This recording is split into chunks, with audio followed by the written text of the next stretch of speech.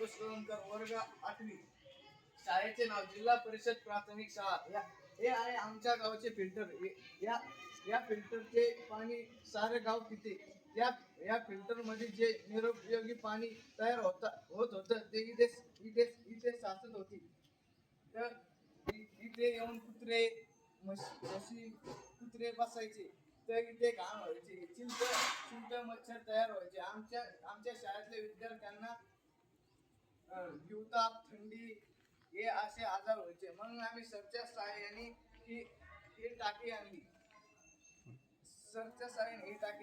तर आम्ही हे झाडाला पाणी टाकायचे. परसबाग